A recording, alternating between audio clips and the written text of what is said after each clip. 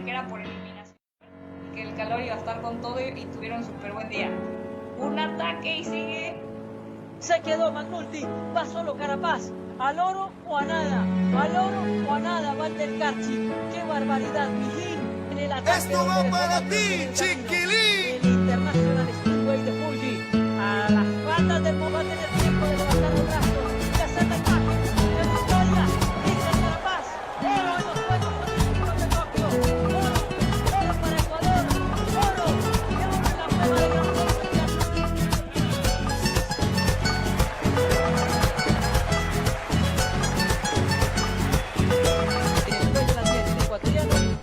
Hay veces en la vida que uno llora de alegría. Un ciclista, mi poesía, lo seguimos noche y día. Él nació entre las montañas y juró que algún día a la meta llegaría y su sueño alcanzaría. El mundo te conoció como un sólido guerrero. Carapaz, eres capaz de ganar una vez más.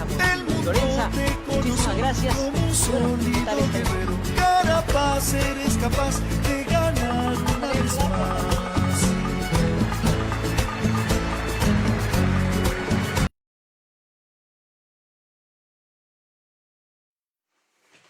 Muy buenas noches con todos, saludo cordial con toda la gente, con todos los internautas, bienvenidos amigos a la cinta de Moebius, un espacio de difusión cultural, un espacio de diálogo, de conversatorios, muy contentos de estar. Estamos viendo este video de Carapaz, la emoción que tenemos con Ecuador. Diego, también, ¿cómo lo viste, cómo lo sintieron ustedes, esta emoción a los 25 años? 25 años después, yo recuerdo que nosotros todavía niños, viendo la primera medalla olímpica para el Ecuador, que fue Jefferson Pérez quien la ganó en Atlanta, si no me equivoco, hace 25 años, y se vuelve a repetir la historia, ¿no? Con un hombre que además ha venido dejando en alto al país durante estos últimos días, ¿no? Recordemos que entró a la historia también al hacer podio en los 3 tours más importantes a nivel mundial, que es el de Francia, España y el Giro de Italia, ¿no?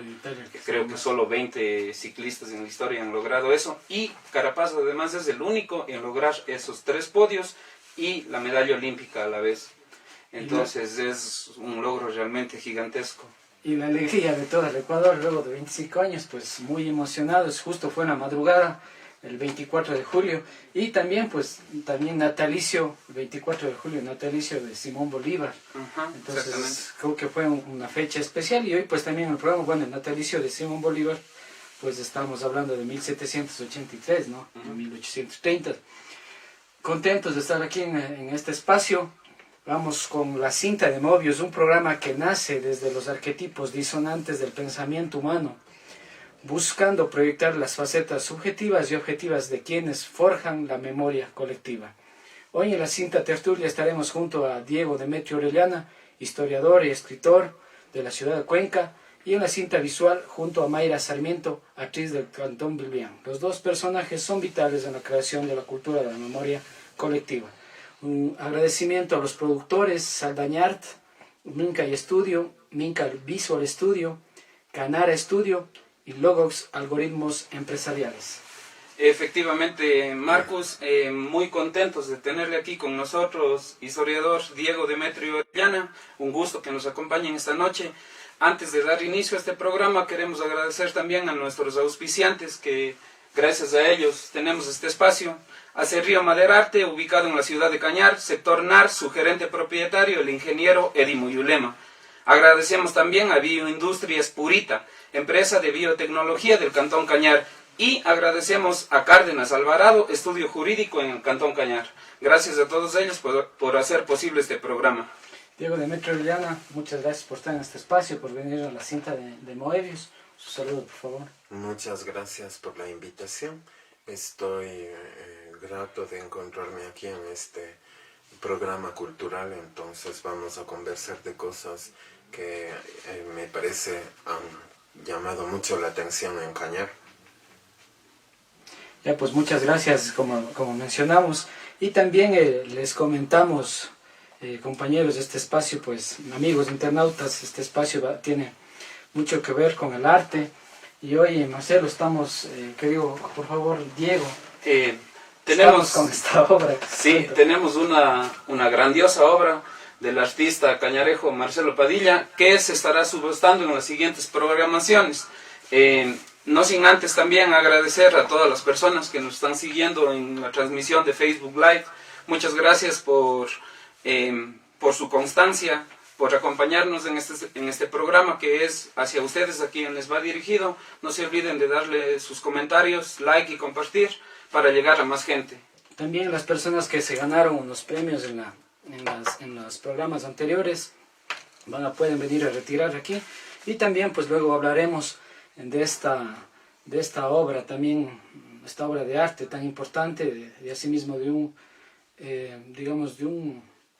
personaje, no vamos a dar el nombre ahora, pero tan importante, y ya vamos a hablar de esta obra que tenemos acá. Vamos entrando en contexto, hablemos de que se ha proyectado en unas entrevistas en estos días sobre un libro bastante importante creo para la provincia de Cañar, sobre el Bicentenario. Y justamente en que podía haber visto, estaba revisando en las redes, pues era un programa que se llamaba Punto por Punto, en donde trataban algunos aspectos de este libro que se llama Bicentenario de Azogues de la Independencia. Ajá, efectivamente, el libro Azogues Bicentenario de su Independencia fue lanzado el 16 de junio de 2021 a cargo de la Municipalidad de Azogues, como conmemoración a los 200 años de independencia. Un libro que se esperó alcance cierto grado de trascendencia, considerando lo importante de la fecha, ¿no?, que está conmemorando, y que a la vez ha generado cierta polémica, razón por la que tenemos aquí a nuestro compañero, el historiador Diego Demetrio, quien ha hecho un análisis bastante profundo del libro, y han surgido una serie de críticas de las que vamos a hablar esta noche. Claro, ahora nosotros siempre intentamos la objetividad. En este sentido, si bien la objetividad tal vez no exista, pero podemos acercarnos, ¿no? Yo creo que antes de dar paso a Diego, sí creo que, bueno, en esta entrevista, justo el periodista que mencionaba hablaba de que tal vez el libro no servía, y creo que no podemos irnos a los extremos. Creo que es un libro bastante importante que contiene de muchos autores, de muchos escritores, y que contiene pues en todos sus textos esa gran historia de Azogues. Yo creo que ya muchos de los cantones de la provincia del Cañar quisiéramos tener un libro con producción de esta calidad, sobre todo, ¿no? Que es un libro bastante grueso, sí, muy bien editado, además se ve que la calidad es muy buena, y está conformado por 18 autores, si no me equivoco, historiador. Bueno, entonces en base a eso, muy importante el libro, pero vamos a dar paso a nuestro invitado. Cuéntenos cómo llegó el libro, ¿qué opina usted?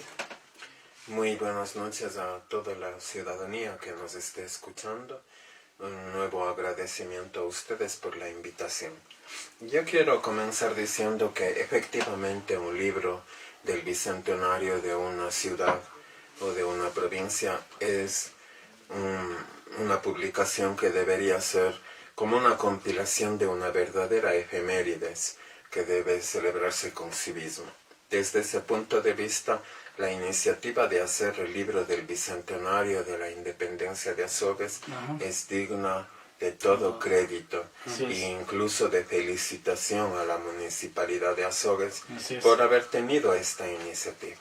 Yo soy un historiador cuencano que me permití alzar una voz de alerta ante esta publicación porque hay una serie de errores históricos muy graves dentro de las investigaciones que se han publicado dentro de esta obra, y esto ha provocado en la provincia del Cañar un debate interesante que a mí me parece que no debe distorsionarse. A veces los debates se pueden distorsionar.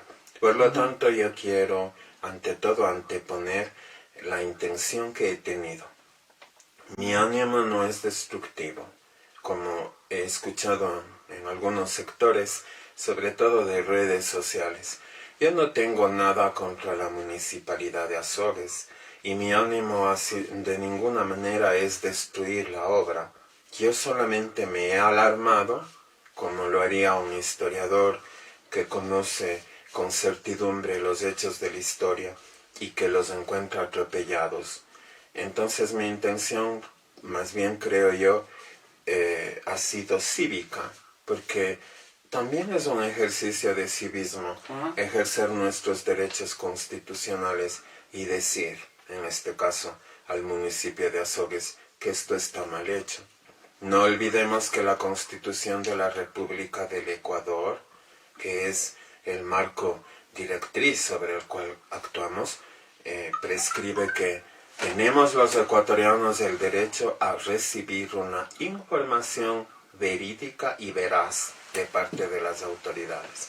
Y si una municipalidad elabora una obra así, como esta, que se ve completamente magnificente para que la ciudadanía se adentre en lo que fue la independencia de Azogues, y resulta que la información tiene errores graves de precisión histórica, lo que estamos recibiendo los ecuatorianos, porque esto no solo es una cuestión de gente del Cañar, este libro ha circulado a nivel nacional y posiblemente internacional también. El alcalde Romeo Sarmiento está haciendo donaciones de este libro a nivel internacional, por lo tanto es grave que este libro constituya una especie de infamias contra la ciudad de Azogues entregadas sin ton ni son. Entonces hay que meditar mucho en que esto atentó nuestro derecho constitucional a recibir información veraz y oportuna y verídica, porque la verdad está ante todo. Entonces que se entienda que mi ánimo más bien ha sido un animus corrigendi, digo yo, un ánimo de corregir. El ánimo puede ser de muchas clases, en el derecho lo aprendemos. Está el animus injuriandi cuando mi intención es injuriar.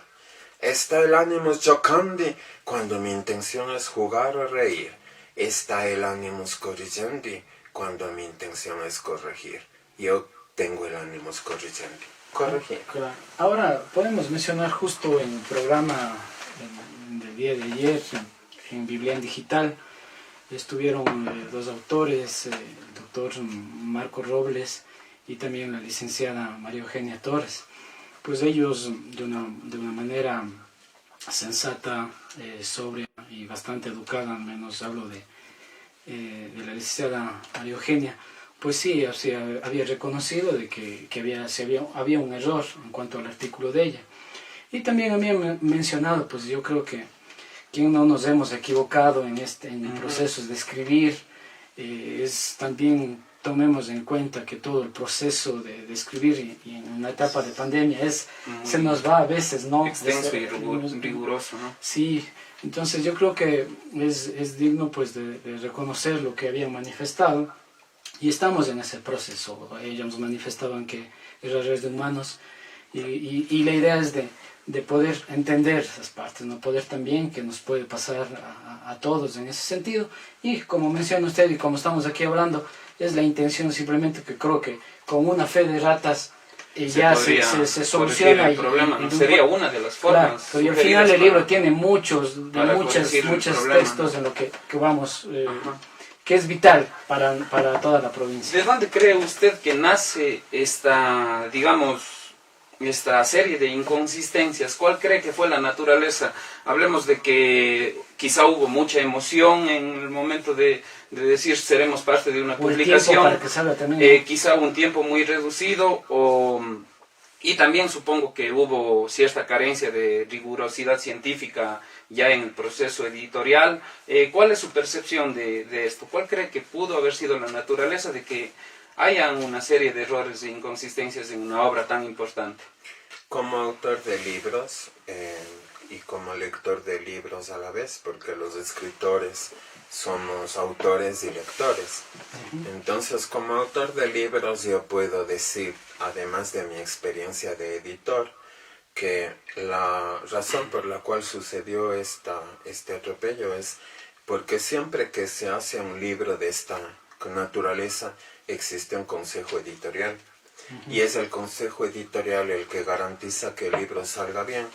La razón del fracaso es que el consejo editorial que se conformó para realizar esta investigación fue un consejo que ha actuado con irresponsabilidad, porque ellos son los que debieron corregir los hierros, mirar que todo esté íntegramente de acuerdo con la verdad histórica e incluso con la lengua castellana.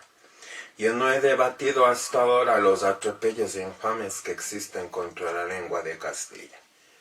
Cada autor escribe mal, en el sentido de que eso pudo ser revisado por un consejo editorial. La lengua de Castilla es nuestro idioma. La Constitución dice claramente que el Ecuador habla el idioma castellano. También el quichua. Castellano y quichua son las lenguas oficiales del Ecuador. Pero la lengua castellana es la nuestra en el área mestiza. Y si este libro se hacía en castellano, debía ser hecho como un homenaje a nuestro idioma castellano. Y aquí hay errores de precisión sintáctica porque no colocaron bien comas, hay errores de precisión semántica porque no redactaron bien, el lector se encuentra en cada artículo con cosas inentendibles y eso se llama precisión semántica. Más allá de los errores de redacción que también debió corregir el consejo editorial y no corrigió, yo he alzado mi voz ante los atropellos infames contra la historia. Entonces, eso es más grave, porque yo puedo escribir en un lenguaje muy elemental como hoy. Es el 24 de julio y hablemos del natalicio de Bolívar. Y cada uno a nuestra manera, con nuestro lenguaje coloquial, diremos cualquier cosa de Bolívar. La gente que nos escucha dirá, ese señor se expresa mejor, este joven se expresa más o menos, tal persona conoce mejor, quizás dirá cualquier cosa, porque nosotros estamos sujetos al escrutinio ciudadano. Pero, ¿qué pasaría si en este diálogo, que no es un diálogo de eruditos, sino de amigos, recordando a Bolívar, hablamos piedras? La irresponsabilidad que significa eso a quienes nos están escuchando es un atropello infame. Y eso es lo que sucedió en este libro.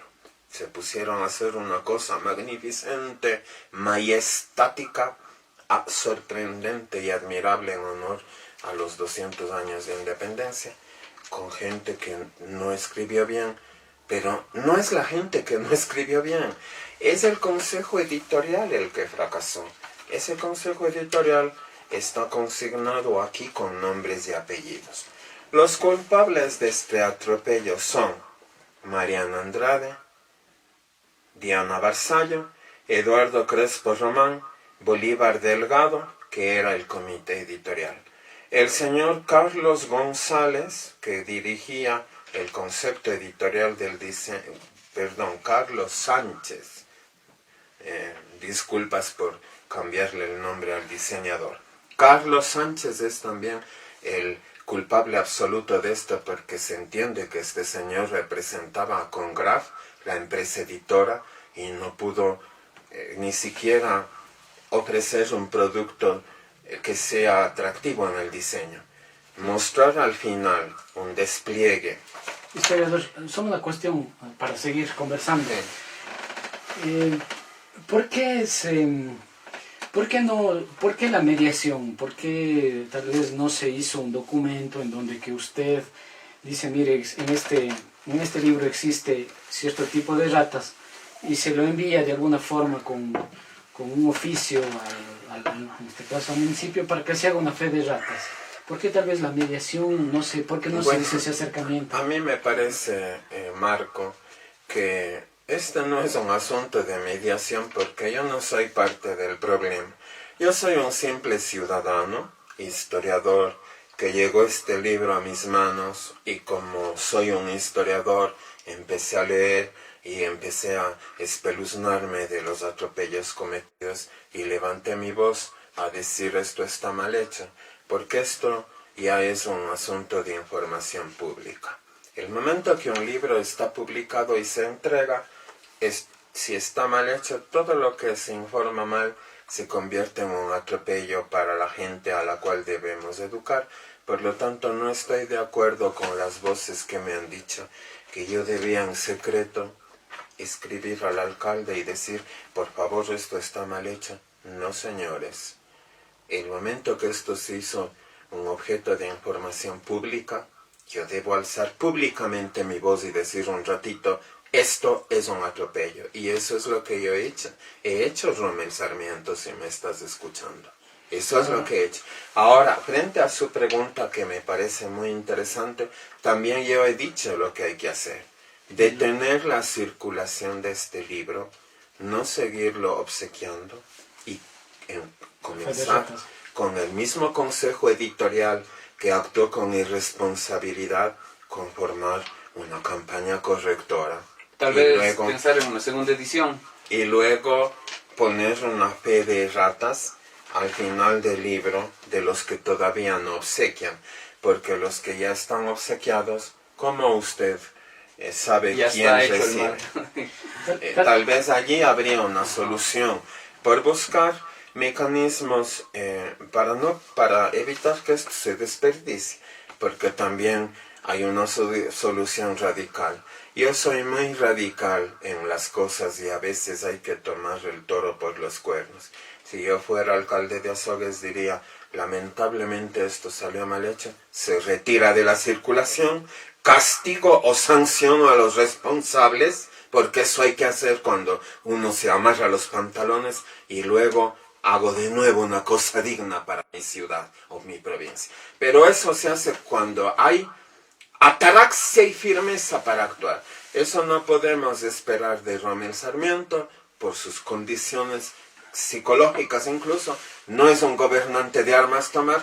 Por lo tanto, una fe de ratas es la solución y eso además podría solucionarse poniendo en la red municipal de Azogues, está un link para descargarse este libro en PDF. También se puede colocar en la web municipal de Azogues un documento de la fe de ratas. Para que, además como una reivindicación a Azogues. Pero parece que por ahí va alguna idea en el municipio. Han tratado de decir que quieren solucionar. Pero esperemos que lo hagan, porque si no lo hacen, las futuras generaciones, cuando consulten esta obra, cuando todos nosotros incluso ya no se puede citar, ¿no? ¿Qué es lo que se hace en el trabajo investigativo? Se consigue un libro, se cita y se divulga información que está incorrecta, ¿no? Exactamente. Yendo a la pregunta, yo sí creo que tal vez, como usted menciona, ya es un documento público, pero creo que sí podríamos, tal vez, esa intención de poder escribir, mire, estas fechas están mal, tal vez para de alguna forma que se aplaquen las cosas, ¿no? Y no se polemice tal vez tanto, ¿no? Ahora voy a un punto, disculpe que tal vez estemos en orden. Hablaba usted en una entrevista con Diálogos, hablaba sobre los diseños, en donde su crítica muy personal hablaba que los diseños en la última parte tal vez no le parecían, de que los autores salgan con las fotos de ellos. Pero es bastante relativo este cuestionamiento, porque si bien el arte o el diseño es bastante subjetivo, para mí yo podría decir... subjetiva, ¿no? Yo para mí podría decir que me parece bien, yo creo que a veces me parece interesante que en una publicación se pueda ver a los que escriben y romper tal vez los paradigmas establecidos ya en los aspectos. Generar nuevas propuestas. Nuevas propuestas, y por lo menos yo les veo y les conozco quienes han escrito y personas bastante conocidas, con bastante trayectoria. Entonces en ese sentido yo creo que también hay que ser tal vez un poco objetivos, porque también es la parte del diseño. A mí me gustó, digo muy personalmente, las fotografías que se lo realizan, el diseño que lo hacen, todo el trabajo que está ahí está bien. Obviamente que estamos hablando en este sentido, conversando en una tertulia sobre que sí, pues habrán datos que se tienen que cambiar y lo están haciendo de una buena forma. ¿Cuál es el error, tal vez el error más grande que usted considera? Sí, yo rápidamente solamente diría a su comentario, Marco, que hay un refrán milenario que dice de gustibus et coloribus non et disputandum en nuestra amada lengua latina, que en la lengua de Castilla quiere decir de gustos y colores no discuten los autores. Es decir que a mí me puede disgustar el desfile de modas que yo he cuestionado, pero a Marco, que también es un artista, ha encontrado un sentido agradable al mirar esto, y a Diego... A mí personalmente me parece más bien un poco atrevido esto de romper esquemas y generar nuevas propuestas, lo cual es muy complicado, sobre todo en el hecho de la publicación, ¿no? Porque estamos hablando de que ya en el marco del trabajo editorial y la publicación se sigue digamos que hay una tradición que está bastante esquema, ¿no? impuesta, ¿no? Un canon que es difícil salir de eso también, ¿no? Y al final, sin hacer una valoración de lo que yo podría pensar sobre la forma de presentación, al final estas nuevas propuestas empiezan a generar, digamos, una nueva Siempre va a idea. generar unos choques, Yo ¿no? creo que más bien esta propuesta nace de que estamos viviendo en una época en la que el aspecto visual ha ganado mucho más espacio. Así es. Hablemos de las redes sociales y todo eso, que Se ahora necesita. la imagen personal tiende a ser más pública, quizás sea por esa motivación que se tendió por Exacto. esta línea, para una sociedad más contemporánea, ¿no? Para las nuevas generaciones que quizá tienen una capacidad diferente, ¿no? de valorar más este tipo de propuestas nuevas, ¿no? Que al final recaen en un plano subjetivo, obviamente. Exacto, también soy yo un crítico de arte en mi ciudad de Cuenca, y quizás por mi condición de crítico de arte yo diría o agregaría algo más. Lo que dice nuestro amigo Marco y lo que dice Diego está perfecto. Criterios completamente aceptados. Divergemos conmigo en que mi criterio quizás es muy rígido, en el sentido de que esto es, he dicho yo, una cursilería que termina en cantinflería. Pero a mí me parece que cuando somos creadores, somos artistas. Estoy ante un músico, estoy ante un poeta, estoy ante un escritor, yo mismo. El mundo de las letras es parte del mundo del arte, es decir, nuestra mente es artística. En el sentido de que todos concebimos el arte, puede haber divergencias de gustos y colores, no discuten los doctores, pero ¿dónde queda el sentido común? El sensus communis. Cuando hay sentido común y el sentido común ha sido atropellado, uno se ubica y dice, esto es una cantinflería. Por lo tanto, aquí puedo aceptar el criterio de Marco y de Diego, Y hay en el muchas sentido personas de que van a tener su percepción, ¿no? se ha querido romper esquemas, señor Carlos Sánchez, perfecto. No se acostumbra poner fotos de los autores con la sinopsis. Se ha querido de esa manera mostrar algo diferente porque la imagen habla más que 1000 palabras. Perfecto, señor Sánchez. Pero no pues con cursilería. El momento de hacerles desplegar, cada uno es un ridículo. Sentado, parado, con el mejor traje, con la mejor pose, con una cuestión que el que ya mira con sentido común dice, señores, esto es cantinflería. Y por eso yo decía, ya mirando en conjunto, alguien podría decir, parece un figurín de modas, porque yo en las revistas de figurines de las costureras he visto que para que se escoja un traje o se vea, están posando así. Ese es un criterio que puede ser muy personal mío, bastante personal. y que yo desde mi punto de vista digo, por sentido común, yo no hubiera hecho eso. Si hubiera sido usted parte del proceso y le decían una foto, creo que tal vez a uno no le gustan las fotos, pero también tiene que ser parte de un proceso. Como digo, pero bueno, es un tema bastante subjetivo. Como usted mismo lo dice, en gustos y sabores los piden los doctores. Y por otro lado, lado, esto, si bien hace, como yo digo, reír, este no es el meollo del asunto. Hay cosas más graves que realmente me invitaron para tratar de ellas, y debemos abordar eso. Entonces, hace un rato Marco me preguntaba, para mí, ¿cuáles son las cosas más espantosas? Claro que hay, muchas. Por ejemplo, ya he dicho en otras entrevistas, pero como el libro está plagado de errores, ahora diré nuevas cosas. Ya hemos dicho que el alcalde, al confundir 100 años la muerte de Bolívar, por más que se diga que ha sido un error mecanográfico de tipeo, no es culpa de Rommel. Sí, no sería culpa, no. El consejo editorial no leyó y no le corrigió. Y ahí está la irresponsabilidad de ese equipo. Eso es el asunto. Igual que pasó con todas las personas que confundieron fechas. Pero hay cosas graves. Por ejemplo, las mentiras históricas del doctor Marcos Robles en contra de la Compañía de Jesús, calumniando a los Tal vez jesuitas. confusiones, ¿no? Tal vez confusiones, porque de alguna forma no haya sido la intención de mentir, sino tal vez usted puede tener unos datos como historiador, yo puedo tener otros datos u otros medios de investigación, y en ese proceso, Diego, estamos hablando aquí, conversando, podemos decir, para mí es esta fecha, para mí es la otra fecha, y de alguna forma esto es pues parte de la dialéctica, ¿no?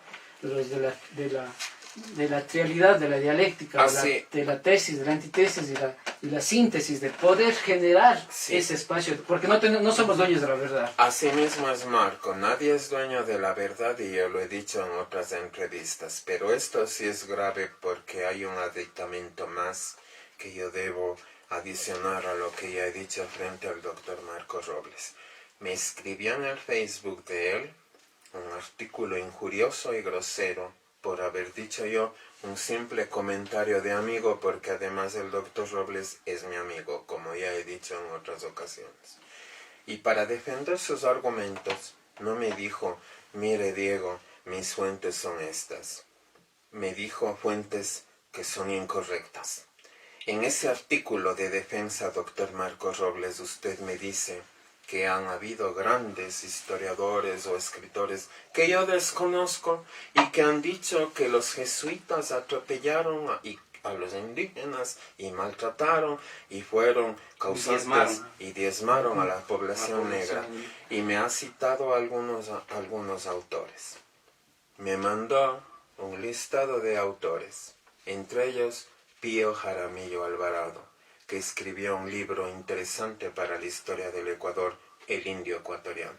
Y hoy quiero decir que revisando el libro El Indio Ecuatoriano, que usted, Marcos Robles, dice que Pío Jaramillo Alvarado es una de sus fuentes, no hay una línea en todo el libro El Indio Ecuatoriano de Pío Jaramillo Alvarado que hable de los jesuitas. Es decir, que usted en sus fuentes me ha mentido, y ha mentido a la ciudadanía por no aceptar que además mintió sin fuentes. Entonces, eso es deshonestidad intelectual.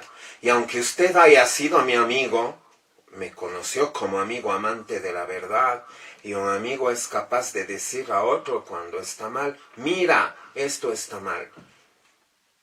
Eso es lo que he hecho. Por lo tanto, usted además ha mentido en sus fuentes. Pío Jaramillo Alvarado en El Indio Ecuatoriano, que me citó como sus fuentes, ni siquiera ha hablado de los jesuitas. Por lo tanto, eso es digno de censura. Y en las otras fuentes, tal vez ahí sí. Las otras fuentes citadas por el doctor Robles son las fuentes que han creado los mitos y calumnias contra la Compañía de Jesús.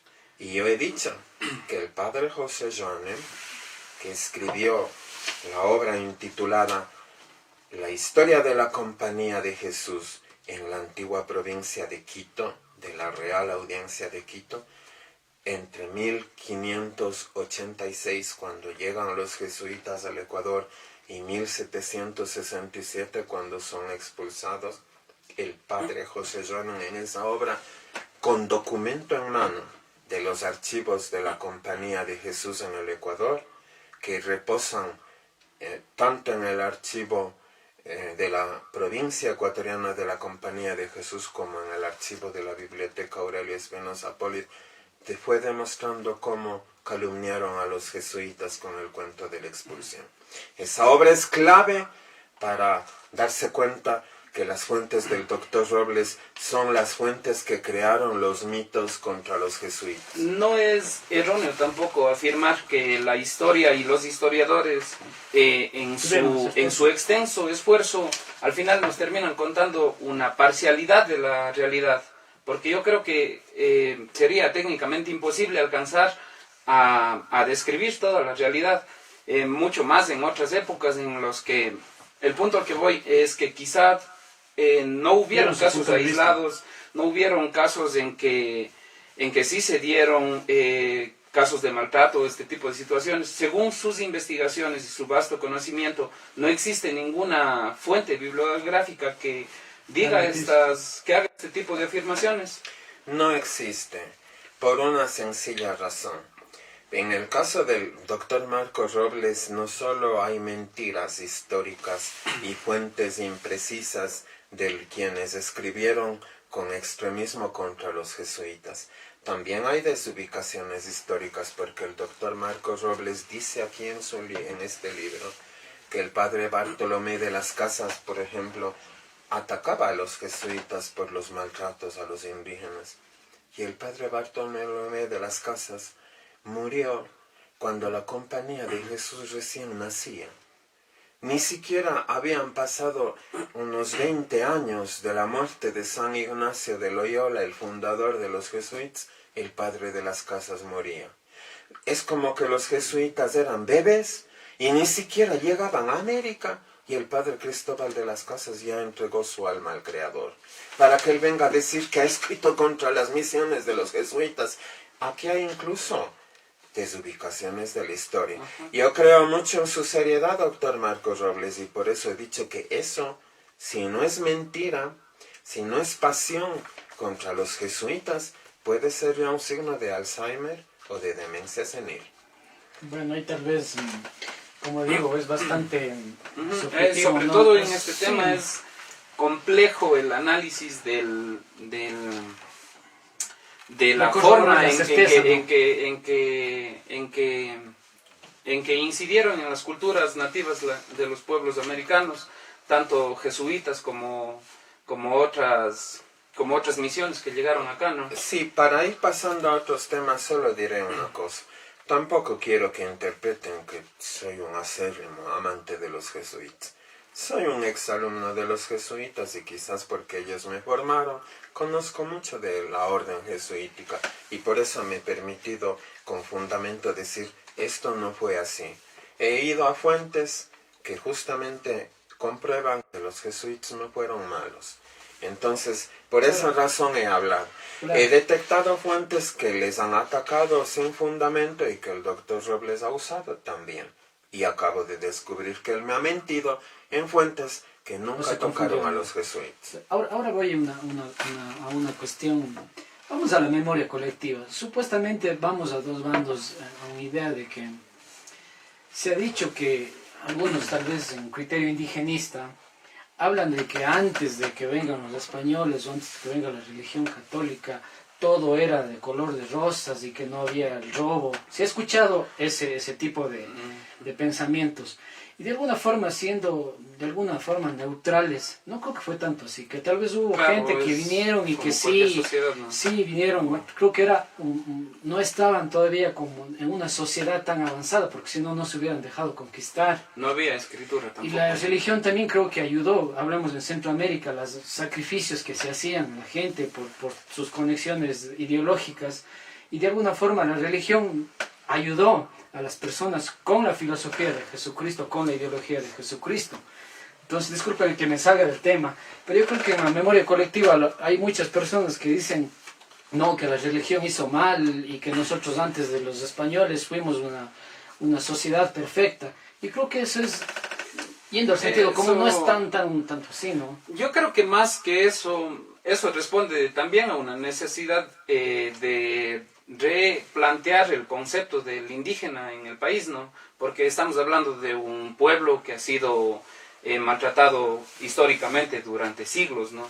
Entonces, el hecho de reconceptualizar, de deconstruir el significado de indígena, creo que implica también esta necesidad de tener ciertos fundamentos. No estoy justificando la historia mal contada, sin embargo, en un sentido práctico para un beneficio cultural de nuevas generaciones, la deconstrucción y la reconstrucción de significados implica una lectura, digamos, diferente de la memoria colectiva.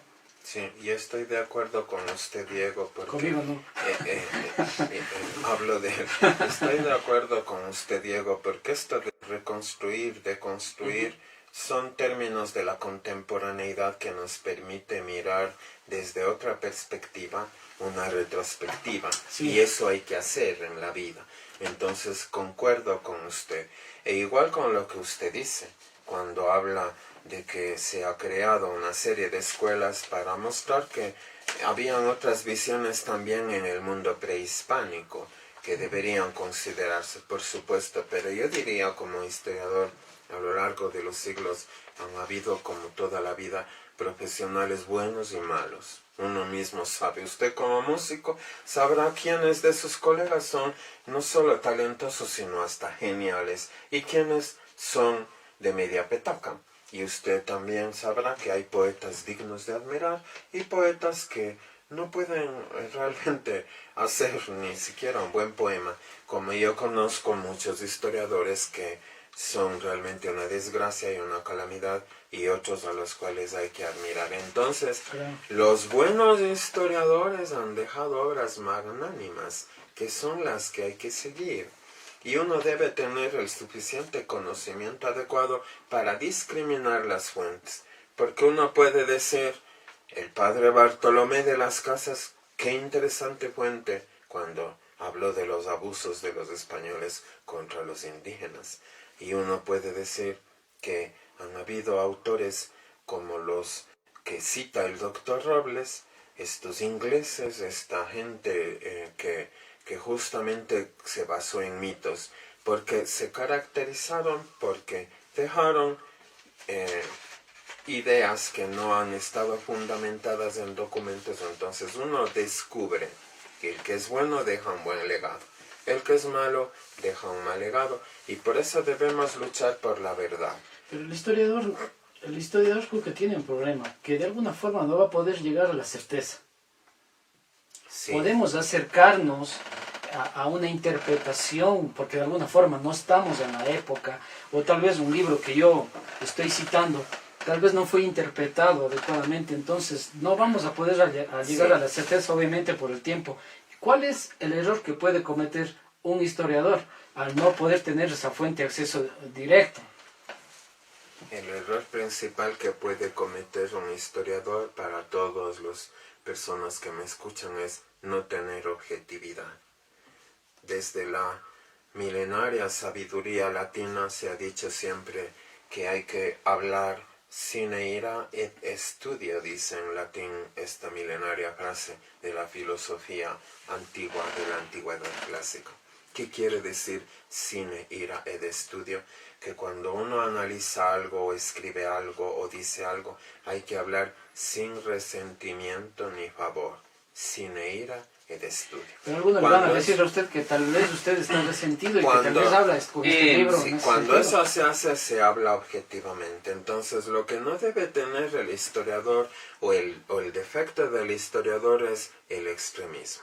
Apasionarse en una concepción y hacer notar dentro de su investigación o del libro que ha dejado a la posteridad que él quería a todas costas hacer notar que él tenía esta particular afinidad con un concepto o una corriente de la historia. Eso es alejarse de la objetividad. Uno debe ser objetivo. ¿Por qué? Porque si ama una corriente o si la detesta, debe alejarse de los extremos y sencillamente serenarse y escribir sin apasionamiento. Entonces el historiador que hace correctamente su trabajo no debe apasionarse. Si soy contrario, no.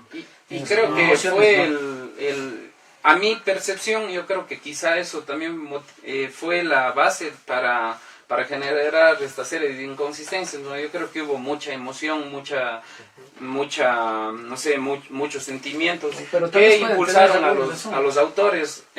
Obviamente son autores locales, si no estoy mal, son todos azogueños los 18 autores. Yo concuerdo. Sí, y quizá tuvieron esa emoción de decir, bueno, voy a participar en una obra no que además es del que Bicentenario. Que tal vez estamos aquí con Diego.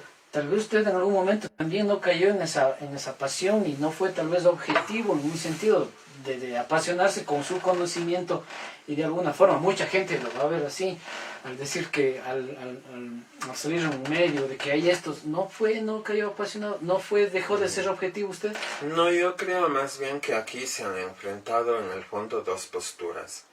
El doctor Marcos Robles es un historiador ateo, No hay que olvidar eso. Y yo soy un historiador católico, apostólico y romano, soy creyente. Obviamente que las concepciones ateas del doctor Robles yo no comparto, y él no ha compartido tampoco mis concepciones creyentes. Estamos en dos lados opuestos. Dentro de esos dos lados opuestos yo he descubierto que me ha mentido Fuentes, que es gravísimo, y que ha cometido imprecisiones como decir que el padre Bartolomé de las Casas habló de los jesuitas cuando murió 200 años de la expulsión de los jesuitas, y eso no es un apasionamiento mío, es la historia. Es un hecho histórico. Él nunca pudo hablar de los jesuitas. Bueno, es un hecho histórico basado en las crónicas. Usted hizo una afirmación que a mí me parece curiosa, que estas corrientes, usted refiere que son de autores ingleses y de otros países que hablan del maltrato de los jesuitas y que tienen esta postura, digamos, usted afirma que estas corrientes se basan en mitos. Hacer una afirmación de tal envergadura es, digamos, que yo estoy completamente en la certeza de que sus fuentes son mitológicas y que no tienen una base científica, digamos, o documental. ¿No es eso también irse al extremo y no dejar un espacio a la duda? Saben que no, porque cada artículo tiene sus referencias bibliográficas. Y este rato estoy en la página 35 en las referencias bibliográficas del doctor Robles, que son las que yo estoy cuestionando. Por ejemplo, justamente él aquí le nombra a Pío Jaramillo Alvarado, el indio ecuatoriano, y yo consulté ese libro y no hay una sola línea contra los jesuitas, por lo tanto puso referencias falsas. En segundo lugar, aquí dice Bartolomé de las Casas, 1986, en una edición de ese año, la famosa obra del padre Bartolomé de las Casas, brevísima relación de la destrucción de las Indias, página 144-145. En esta página, el padre Bartolomé de las Casas habla contra los abusos que los españoles en sus primeros siglos de conquista hicieron a los indígenas, porque esto fue un genocidio. Eso yo no puedo jamás defender. Esto fue un genocidio. Pero justamente, doctor Robles, esto que ha citado del padre Bartolomé de las Casas está mal si está diciendo usted que son fuentes contra los jesuitas, porque él vivió justamente 200 años antes de la expulsión de los jesuitas. Entonces, creo que cuando uno va viendo las fuentes empieza a decir, esto es un invento, hasta porque no debió citarse la fuente. Y aquí hay los nombres de estos autores que calumniaron a los jesuitas. Peter Watson, el padre José Joanan, en la historia de la Compañía de Jesús, es quien iba desmitificando a estos autores con documento en mano. ¿Qué documento en mano? Ese riquísimo archivo histórico que los jesuitas guardan en Quito y que todos lo pueden ir a ver, porque el documento escrito es la fuente con la cual yo puedo decir un ratito esto fue una calumnia. Otra cosa es que fuera un concurso de ideas. Yo pienso que no fue así. El doctor Robles piensa lo contrario. ¿Y dónde está la prueba? El padre Joanen, y hay otro jesuita brillante que también defendió a los jesuitas en el Ecuador, el padre Joseph Le Gouir, un francés que vivió en el Ecuador y dejó hermosos libros de la historia del Ecuador. También el padre Joseph Le Gouir, igual era francés el padre Joseph Joanen, ambos escribieron documentadamente con los archivos de la Compañía de Jesús una serie de cosas para desmitificar a los autores que el doctor Robles les cita. Son los autores que crearon los mitos. Y concluyo esto para analizar otras cosas muy interesantes con lo siguiente, Marco y Diego. Cuando un hombre o una comunidad es controversial, suceden estas cosas. Y no podemos negar que los jesuitas fueron controversiales en la historia del mundo. Los seres controversiales provocan apasionamientos, unos a favor y otros en contra. Las dicotomías, ¿no? Las personas que no son controversiales no provocan esos apasionamientos, porque son paneaguadas, no son Ni agua ni pescado. Exacto. Y si se trata de caer bien, caen bien a todo el mundo, por ser acomodaticias. Yo me he caracterizado, por ejemplo, por ser un polemista, y sé que tengo amantes y detractores. Hay gente que me quiere y gente que no me quiere. Gente que me jode y gente que me defiende. Porque yo sé que por ser controversial, el que es controversial es, como dice el Evangelio, el signo de contradicción. Y tenemos que ser signos de contradicción. De lo contrario, nos acomodamos a todo el mundo y somos amigos de Raimundo y todo el mundo. Y eso no hay que hacer. Así es. Estamos aquí en la cinta de Mobius con Diego Demetrio Orellana. También estamos con Diego Araujo, muy contentos en este sentido de poder conversar. Muy interesante el diálogo. Contentos de poder dialogar, de este interés, y siempre intentando ser objetivos. Si bien la objetividad tal vez no exista, pero por lo menos intentamos acercarnos próximos a la objetividad. Próximos a esa objetividad. Les contamos que tenemos también una cinta visual, es un espacio, comento Diego, que tocayos. Les comento que pues vamos visitando in situ a las personas, a los artistas, y estuvimos, Cristóbal estuvo en Biblián con la actriz Mayra Sarmiento, y pues hicimos una entrevista y vamos a proyectar para poder conocer también de esta gran artista biblianense, y vamos a proyectar la cinta visual y luego vamos a seguir conversando y agradecer a toda la gente que nos está siguiendo. Y también, Diego, vamos a hablar tocayos, vamos a hablar de esta obra tan importante, y también usted a ver qué opina, ¿no?, de esta obra que tenemos acá. Vamos con la cinta visual. Saludos a todos los que nos están siguiendo en la cinta de Mobius.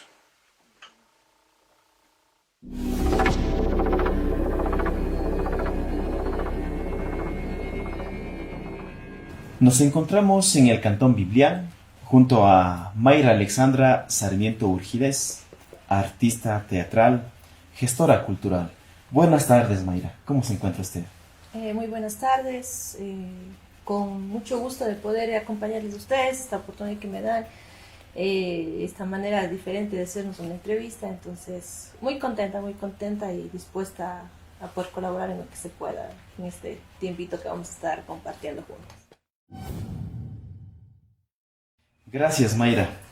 ¿Cómo fue estos inicios? ¿Cómo fue este apego? ¿Cómo fue esta necesidad? ¿O cómo nació este encuentro que has tenido con el arte, con el teatro? Bueno, con el arte siempre he estado involucrada. Mi papá es músico, mi papá es cantante, mejor dicho. ¿Vienes de familia de artistas? Sí, mi papá es cantante. En realidad lo que quería hacer al principio era ser cantante. Entonces, me gustaba cantar también. Pero cuando estudié yo en una high school en Estados Unidos, en Nueva York, ahí tuve una clase que se llamaba literatura. Entonces ahí yo aprendí sobre el teatro, digámoslo así, como una expresión artística, porque no había tenido... Me acuerdo que de niña, aquí en el parque de Biblián, bajé a ver una obra de La Pájara Pinta. Me gustó mucho ver los títeres y todo esto, pero después como que es el único recuerdo de niña que tengo de la aproximación al teatro. Me acuerdo, el primer libro de una obra teatral que yo leí fue La Casa de Bernarda Alba. La Casa de Bernarda Alba, y yo me quedé enamorada del teatro. Me fascinó haber leído La Casa de Bernarda Alba de Federico García Lorca. Para mí fue impresionante. Y empecé a leer mucho teatro, porque ya te infunde mucho la lectura. Y me acuerdo que fuimos a ver obras del repertorio español y me fue empezando a gustar mucho más. Y como que me fui encaminando a buscar qué es lo que quería yo llegar a hacer en un futuro. Luego, para finalizar esa clase, tuvimos que hacer exposiciones de teatro, me acuerdo, y ahí mi profesora vino y me dijo: yo creo que tú deberías ser actriz. Hay que llegar a entender que el arte es como cualquier otra rama profesional. Y no todo el mundo tiene vocación para. Eso sí, obvio. Sí, y también creo que pensamos que el arte no es una profesión. Por ejemplo, yo he escuchado mucho a mis compañeros que decían, y después a jóvenes que querían estudiar teatro, o sea, yo no puedo estudiar teatro porque mis papás no me dejan. Wow. O porque mis papás creen que eso no es una profesión, que eso es un hobby. Y yo creo que por eso no hay demanda. Entonces, estamos fallando en que no se está educando al pueblo. No estamos pensando al arte como una profesión, porque la profesión no...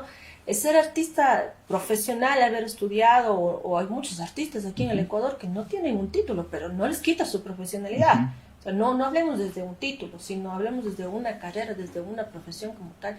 Para mí, ser un licenciado en artes, o ser un licenciado en artes escénicas, o ser un licenciado en artes musicales, visuales, no es menos que ser un médico, o ser un abogado, o ser un arquitecto, porque a la final nos lleva un esfuerzo llegar a ser lo que somos, al título que hemos conseguido. No nos regalan el título. No nos han regalado los años que hemos experimentado. Una realidad tan cruda como por ejemplo la capital o las grandes ciudades, las grandes metrópolis, donde estaban completamente confinados, encerrados. ¿Y qué es lo único que los mantuvo con vida estos seres humanos? El arte. Había un libro para leer, una película para ver, una canción que escuchar, un cuadro que pintar. Solamente el arte, que incluso en nuestro medio lo conocen como entretenimiento, pero nosotros no somos solo entretenimiento, el arte no es solo entretenimiento. Yo empecé a ejecutar lo que estaba aprendiendo en la universidad desde el segundo año de mi carrera. Mira, qué bien. En el segundo año de mi carrera nosotros formamos el grupo de teatro Tecla, junto con mi compañera Daniela Contreras, que hasta el día de hoy trabajamos juntas. Con ella decidimos armar un grupo de teatro, pero más como un grupo experimental. Y como ya empezamos a ganar dinero, ya no era simplemente un hobby, y ya empezamos a vender nuestro trabajo. Me acuerdo que la primera obra que nosotros hicimos se llamaba La Caperucita Roja, La Caperuza le llamamos. Y con esa obra recorrimos toda la provincia del Cañar y toda la provincia de La Suay. Y nos compraban 10, 15 funciones así, de una así. Entonces nosotros dijimos, ya no podemos jugar. Ya está dando fruto la enseñanza, ya podemos tomarlo como profesión. O sea, ya se está viendo la profesión. Luego de esa ya empezamos a montar más obras y ya empezamos a hacer llamadas a festivales nacionales muy reconocidos. Hemos estado en festivales en Quito, en Guayaquil, en Puerto Viejo, hemos estado en festival en Cuenca, hemos estado en escenarios del mundo. Estuvimos en el Festival de Arte Viva Loja. Y bueno, estuvimos a punto de viajar a Argentina, pero lamentablemente con la pandemia ya se nos truncó el viaje. Nos invitaron a un festival representando al Ecuador. Y tal vez también te has desempeñado como docente, como profesora, como tutora. Es difícil, ¿no? Como estábamos conversando, no es fácil vivir del arte, entonces nos toca hacer de todo. Así es. Sí, entonces... a veces uno sí quisiera estudiar la carrera y solo decir, bueno, es que yo soy actriz o yo soy directora y solo con eso me quedo y de eso vivo. Pero en nuestra realidad no es así. Entonces nos toca ser docentes, nos toca ser talleristas, nos toca hacer de todo. Entonces sí, he trabajado por ejemplo, con el municipio de aquí de Biblián, he trabajado con el municipio de Azogues, trabajé con el Colegio Luis Cordero, con ellos trabajamos 3 años, hicimos algunos montajes. Mira, qué lindo. Súper lindo. Trabajé con la Casa de la Cultura también. Estaban con una iniciativa de hacer un grupo de teatro, lamentablemente no se pudo dar, pero se tuvo la iniciativa, se trató y se sacó uno que otro producto, pero hasta ahí quedamos. Aquí en Biblián también se trató con pocos jóvenes, se hizo una que otra cosita, pero sí, hemos estado involucrados. He dado talleres. Como dice un maestro, aquí no formamos artistas, aquí formamos seres humanos, porque de una u otra manera cada una de las artes en sus diferentes campos de acción lo que hacen es fortalecer la identidad del ser humano y por ende de un pueblo, de un conglomerado, de una nacionalidad. Entonces hay mucho por accionar, hay mucho por hacer y también procesos organizativos que fortalecer. Sí, bastante. Estimada Alexandra, queremos despedirnos. Gracias por todo este tiempo que nos has brindado, tu espacio, las reflexiones que nos llevas desde este campo del arte, como es el teatro.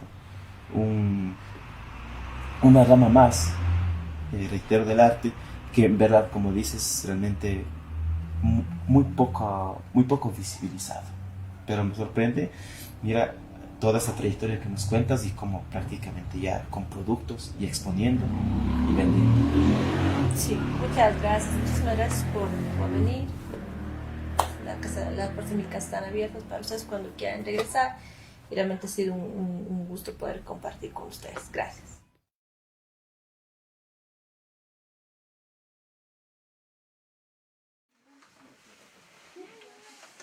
Si nos ayudan con las luces, por favor, muchas gracias. Este ha sido el video de Mayra, pues todo su trabajo que ha venido haciendo en el Cantón Biblián. Muy gustosos de conocer su obra, pues, y igualmente su personalidad, como mencionaba Cristóbal también, que había estado con ella, ¿no? Y algo que a mí me gustaría acotar, hablando de los artistas que se dedican a este tipo a esta línea artística, ¿no? Que es la actuación, que muchas de las veces es bastante subestimado, ¿no? Sí. La gente a veces no tenemos la capacidad de valorar que tras una puesta en escena hay un trabajo inmenso, ¿no? Hay un trabajo inmenso, y felicitarles a estas personas que mantienen viva el arte acá en la provincia, ¿no? Había una compañera, una amiga que decía, vivir del arte ya es un arte.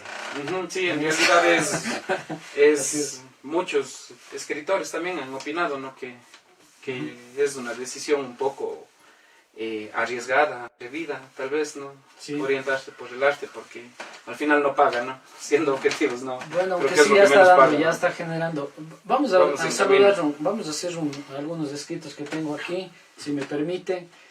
Patricio Ismael Cárdenas dice, excelente aporte, toda interpretación debe ser objetiva, libre de pasiones, los aportes resultan generosos y apegados a los estudios realizados. Saludos cordiales, felicidades. El Ludgardo Moscoso dice, muy respetables las observaciones objetivas que este historiador realiza en cuanto a las fechas históricas, que obviamente evidencian errores. Pero en cuanto al asunto objetivo, como por ejemplo el diseño del libro, a lo que él considera otro error de esta publicación, solo porque no es de su agrado, allí no hay criterio objetivo, es decir, él no puede hablar de objetividad en un asunto subjetivo. Excelente aporte de Patricio también. Alexandra Fernández dice, adelante con esta labor de dar a conocer sobre los diversos temas y con puntos de vista diferentes. Bueno, aquí hay algunos comentarios quizás que ya me lleguen. Estábamos conversando, vamos a seguir hablando, lo que tal vez causa, ¿no? su pasión, su personalidad, su crítica, pero ciertamente para ser críticos también hay que hacer una crítica positiva, tal vez, y la parte negativa. Sí, eso yo creo que es el aporte extra que queremos generar en este espacio. Así es. Diego, siendo claros, hay muchos errores, como usted ha mencionado y como nos está demostrando claramente con evidencias. Vayámonos al otro lado. ¿Cuál es el aporte positivo de esta obra? No sé, ¿de qué manera usted cree que puede contribuir o ya está contribuyendo esta obra positivamente en tal vez un sentido de civismo para la ciudadanía? ¿O qué valoración tiene usted en un sentido más amigable de la obra? Bueno, no se puede negar que al diseñar esta obra o al elaborar cómo debía concebirse el concepto teórico de la obra, se intentó mostrar a Azogues en varias facetas. Entonces se muestra la educación, las instituciones que más han incidido, el desarrollo económico que tiene Azogues, los problemas que ha producido la migración en la actualidad, la economía de Azogues, se notan los estudios de las artesanías que tiene Azogues, la historia misma, la prehistoria, la independencia. Hay los estudios de Diego Arteaga sobre el Cojitambo, que están mal hechos obviamente, pero se diseñaron en que se toque el asunto del Cojitambo, el patrimonio cultural, material e inmaterial, el patrimonio arquitectónico, las tradiciones de Azogues, se nota que hubo toda una concepción de temas que se abordaron. Se entregó a personas especializadas que en algunas cosas han fallado, eso es evidente. Que las fallas son graves y eso es lo que provoca que el libro pierda credibilidad también. Es lo lamentable. Ya se ha dicho, la solución sería una fe de ratas. Una fe de ratas. Pero no se puede negar que el libro intenta mostrar una especie de caleidoscopio de la azogueñidad. Digamos que un enfoque más íntegro que generalmente no se encuentra en los libros de historia, ¿no? Porque hablemos de que los libros de historia hablamos de hechos objetivos, de sucesos, de acontecimientos sin un enfoque sociocultural quizá, que sí tiene esta obra, ¿no? Como usted nos menciona, hay aspectos económicos, algo más contemporáneo también, supongo. Claro, diferentes, son 200 años de intentar resumir en una obra que es, como decía, todos los cantones quisiéramos tener esto y bueno, creo que estamos en un espacio muy... Y también yo creo que da punto de partida, ¿no? Yo creo que hace unos días, y permíteme traer el ejemplo, conversábamos con una de las autoridades de acá de Cañar que se habían indignado porque un grupo de muchachos con spray se fueron por ahí a manchar una pared que estaba toda muy blanca y bonita, que queda junto a la iglesia de San Antonio, que es tiene valor histórico, ¿no? Entonces como que de ellos nació la indignación y todo esto, y como que esto provocó una contracorriente de artistas que dijeron, no, nosotros queremos rescatar esos espacios, y efectivamente se les dio el espacio, están planificando, pintaron los murales más bonitos. Yo voy al punto de que todo este juego de los muchachos que ensuciaron un lugar que es patrimonial, fue la raíz para que haya esta contracorriente, ¿no? Porque caso contrario eso se hubiera quedado en blanco, nadie hubiera pedido el espacio. Yo me voy al punto de que al final toda acción genera una reacción y eso es lo que permite una construcción, ¿no? Independientemente de la valoración que podamos hacer de cada uno de esos. Y yo creo que esta obra evidentemente va a generar nuevas propuestas, va a generar quizá una segunda edición más pulida, con temas más específicos, con nuevos colaboradores, pero el hecho de que ya haya una iniciativa, creo que incluso va a provocar que se intente reproducir estas iniciativas en otros cantones de la provincia, ¿no? Lo cual también es positivo. Efectivamente, creo que la iniciativa puede generar un interés en varios cantones o provincias por hacer algo parecido, pero hay que aprender de las lecciones de la vida. Esto salió mal hecho, los que quieran hacer algo parecido tienen que hacerlo bien hecho, porque de lo contrario volveríamos a encontrar libros que no contribuyen como aportes hacia la historia. Entonces, por un lado eso. Por otro, no se puede negar, yo en ningún momento, esto quiero aclarar, en ningún momento estoy descalificando a los 18 articulistas que han escrito esto. Yo no estoy diciendo que no valen o que no debían haber escrito. Lo que estoy diciendo es que no ha habido rigor científico y metodológico. ¿Por qué?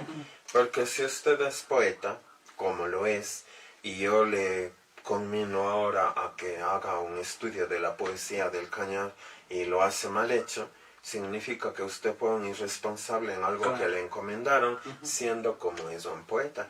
Y si usted, Marco, es un músico y le encomiendan hacer un estudio de la música cañarense y resulta que hace un estudio mal hecho, ha sido irresponsable en cumplir bien el cometido. Entonces yo he querido decir que si todos se equivocaron, no ha habido rigor científico y metodológico.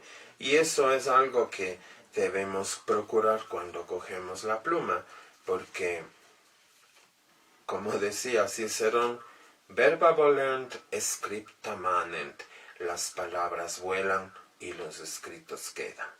Cuando uno habla, la palabra vuela, pero cuando uno escribe, el escrito queda, y es muy grave cuando uno ha dejado un escrito equívoco.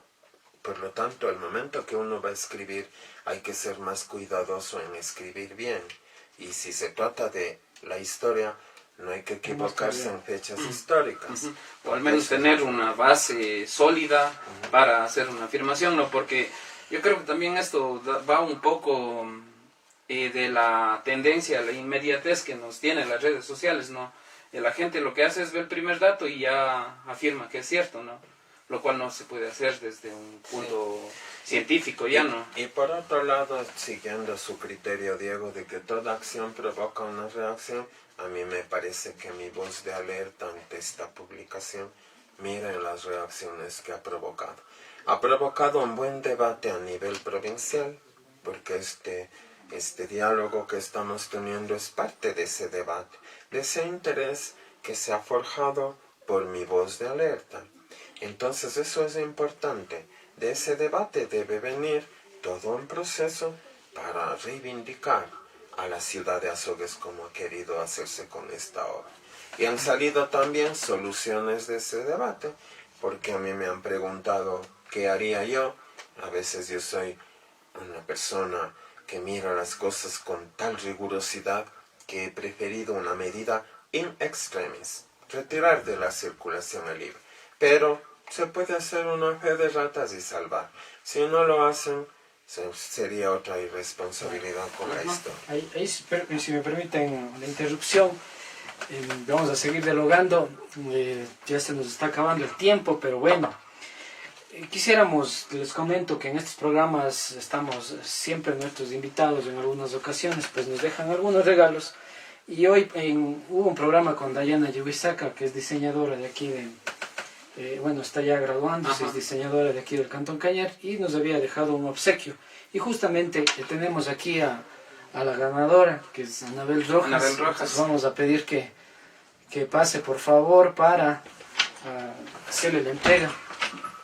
Estamos por aquí. Hola Anabel, buenas noches. Ven aquí, por favor. Gracias. Hola Anabel. Muchas gracias, Anabel, por venir a este espacio de la cinta, ya una seguidora de la cinta de Morbid. Fiel seguidora, ¿no? Bien ganado ese premio. Sí, bien ganado este premio. Un saludo a Dayana Yubisaca, que ha hecho la entrega, y bueno, y hoy nos acompaña en un momento muy especial que estamos con la cinta de Moebius dialogando. Cuéntanos cómo te ganaste el premio, qué fue, te adivinaste, quién te dictó la pregunta, bueno, antes de hacerte ¿Dónde consultó? ¿Cuáles fueron sus fuentes? Aquí estamos con las fuentes. Con Diego. Bueno, ese día estaba en las redes sociales y vi la cinta de Moebius.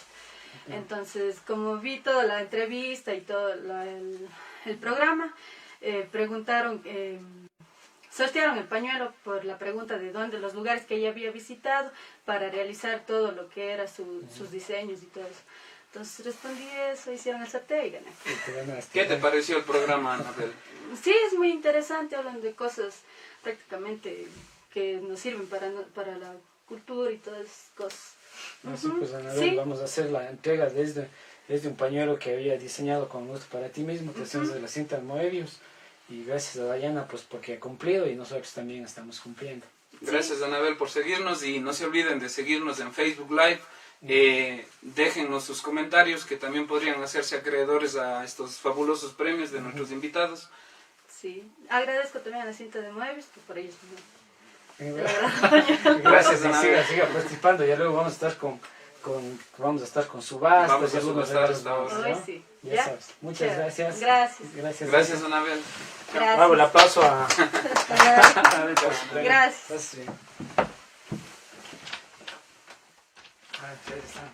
La fotografía, ¿qué le pareció del libro, Diego?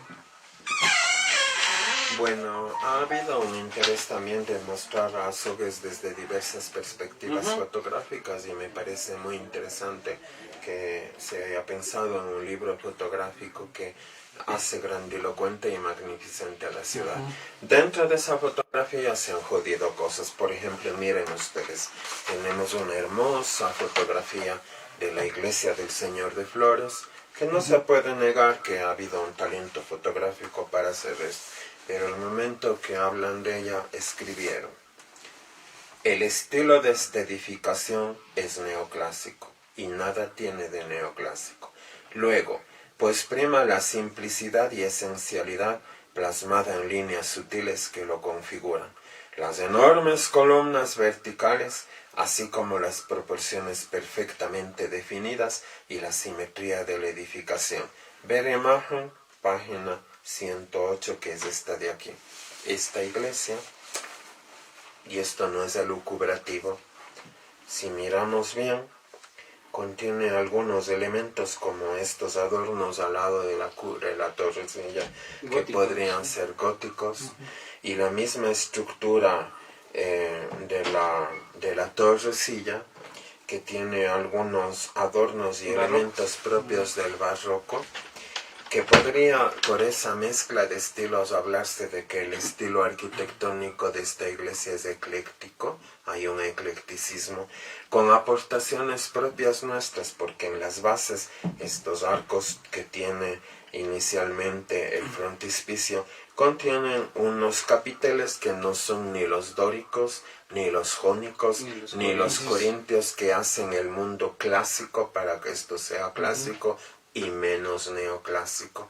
Entonces, ¿cómo es que la autora de este artículo, una arquitecta llamada Gabriela Pinos, pueda, siendo arquitecta, no saber cuál es el estilo neoclásico y escribir una infamia el momento de hablar de la iglesia del Señor de Vallas?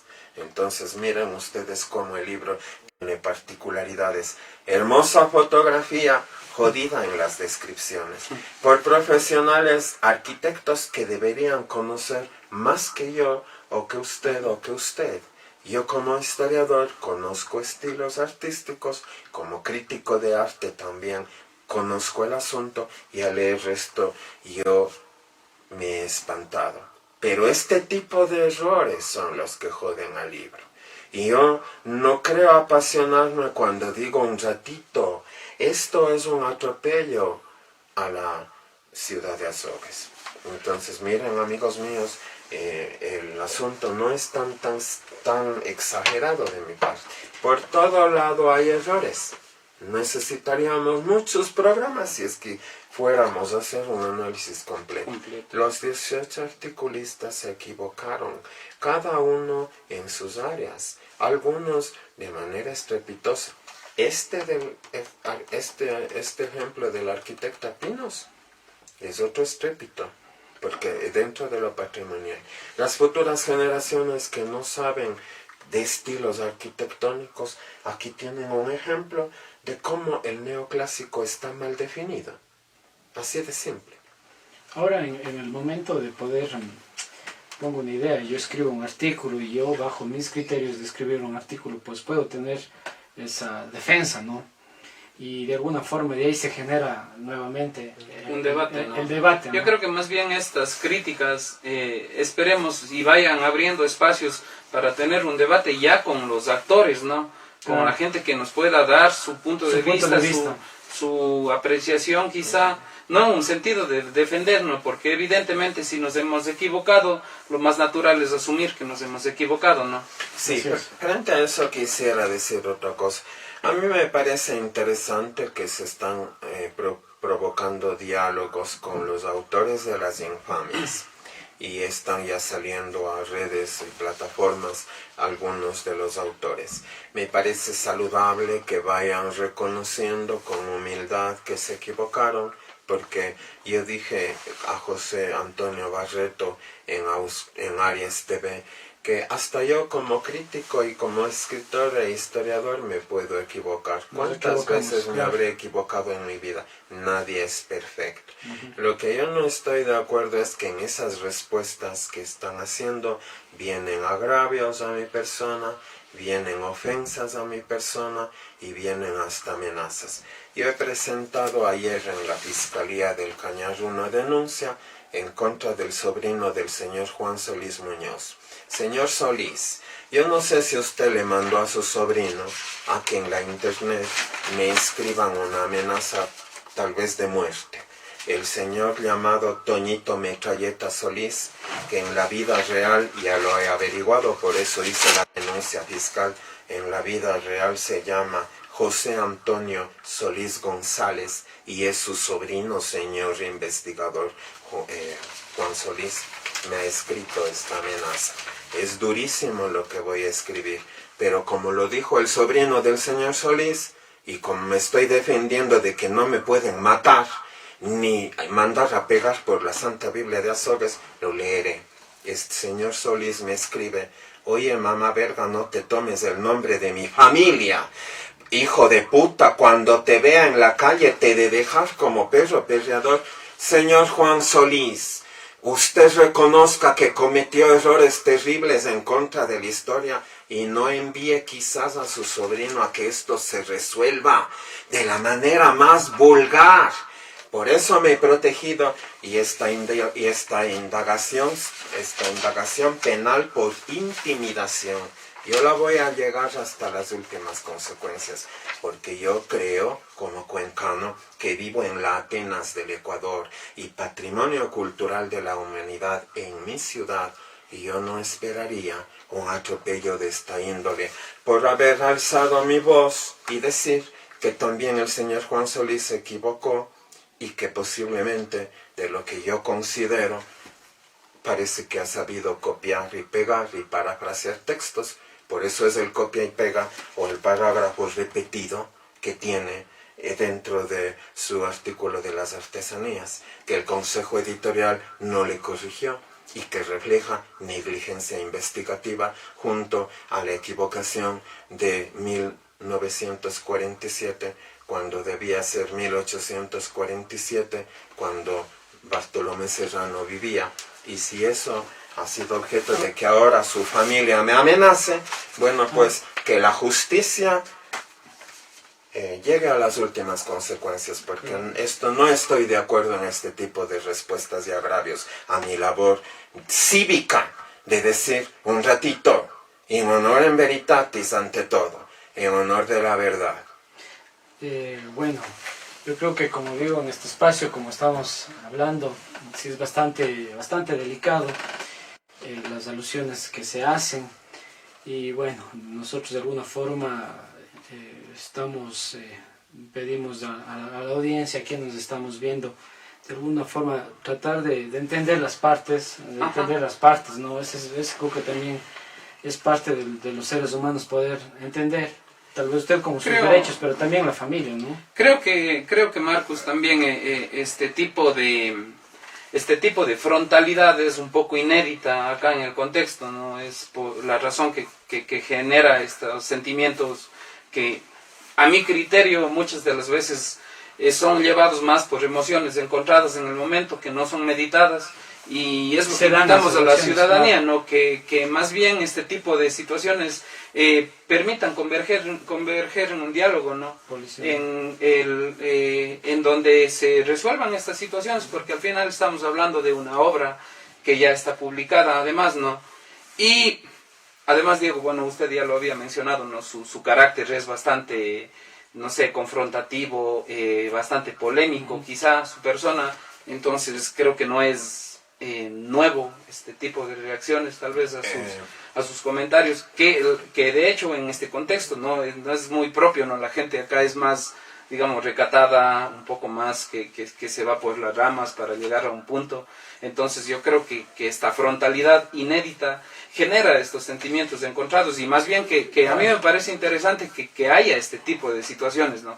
Que la gente vaya viendo que los reclamos pueden ser frontales, ¿no? Y que se pueden llevar en un marco de diálogo y se vaya generando una cultura de tolerancia también a la crítica, ¿no? Porque estamos bastante acostumbrados también a que el cargo político, el cargo público nos dé esa especie de que nadie puede hablar de nosotros, lo cual es muy incorrecto, ¿no? Yo creo que más bien el personaje público, el mismo hecho de atreverme yo a escribir y a publicar, yo lo digo como escritor, me estoy ya afrontando, ¿no? A esta serie de críticas, y debería ya estar preparado para recibir eso, ¿no? Pero creo que podemos conciliar. Yo creo que a la final estamos en un espacio, digamos, humano, donde creo que tenemos que empezar a comprender. Yo creo que usted también va a sentirse afectado, y también la amedrentación. También yo creo que la parte de la familia, creemos que también es bastante delicado, que a un familiar me puedan decir que se escribió mal o algo. Entonces yo sí creo que son de partes de poder entenderlos y conciliar las ideas. Yo creo que la idea en la vida es poder en este caso que estamos hablando de la cultura, poder disfrutar de esa cultura y poder hacerlo con altura. Ajá. Y contextualizar también, Diego, el uso del lenguaje, ¿no? Tengamos en cuenta que no estamos exponiéndonos frente a un magistrado o frente a un público precisamente letrado.